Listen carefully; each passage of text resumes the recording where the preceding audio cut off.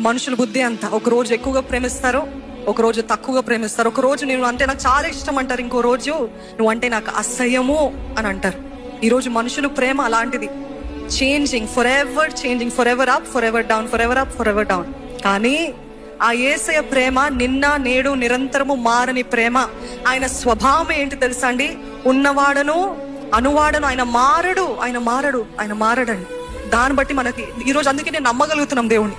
Why do you have faith in God? ఎందుకు నమ్ముతున్నామంటే ఆయన నిన్న ఎలాగున్నాడో ఈ రోజు అలాగే ఉంటాడు, ఈ రోజు ఎలాగున్నాడు తర్వాత నిరంతరం అలాగనే ఉంటాడు. కాబట్టి నాకు ఫెయిత్ ఉంది, విశ్వాసం ఉంది, ఆ నమ్మకం ఉంది. నా దేవుడు నేను ఎంత పాపినైనా, నేను పాపిగా ఉన్నప్పుడు ఎలాగ ప్రేమించాడో ఈ రోజు రక్షించబడి నీతిమంతుడిగా మారిన తర్వాత కూడా అలాగే ప్రేమిస్తాడు. అందరిని బట్టి ఆయనని స్తుతించాలండి.